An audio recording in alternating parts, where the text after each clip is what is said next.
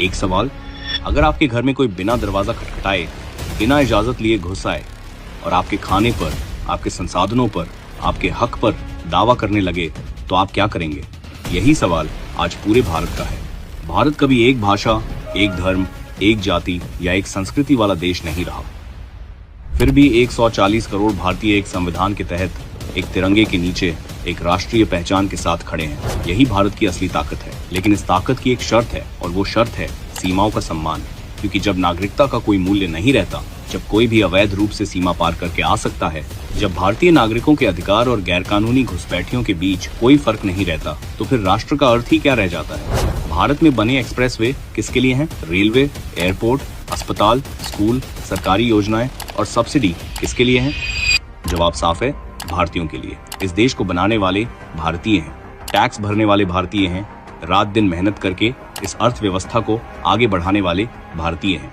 तो फिर क्या इन अधिकारों पर सबसे पहला हक भारतीय नागरिकों का नहीं होना चाहिए?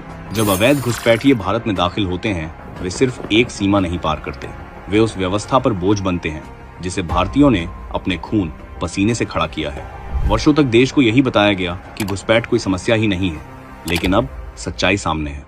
SIR यानी स्पेशल इंटेंसिव रिवीजन के दौरान अकेले बिहार में लगभग 65 लाख संदिग्ध और अमान्य प्रविष्टियां चिन्हित हुई। पश्चिम बंगाल में लगभग 90 लाख नाम हटाए गए, जो राज्य के कुल मतदाताओं का करीब 12% था। जरा सोचिए, सिर्फ 2 राज्यों में 1.5 करोड़ से ज्यादा प्रविष्टियां सवालों के घेरे में। फिर भी कुछ राजनीतिक दल कहते हैं घुसपैठ कोई मुद्दा नहीं। क्यों? क्योंकि उनके लिए राष्ट्रहित नहीं, वोट बैंक सबसे बड़ा है। सीमा से लगे कई इलाकों में जनसांख्यिकीय बदलाव अब इतने स्पष्ट हैं कि उन्हें नजरअंदाज करना असंभव हो गया है। 1947 में विभाजन हुआ, लाखों परिवार उजड़ गए। 1971 में एक नया देश बना, लाखों जाने गई, तब भी भारत बांग्लादेश के साथ खड़ा रहा।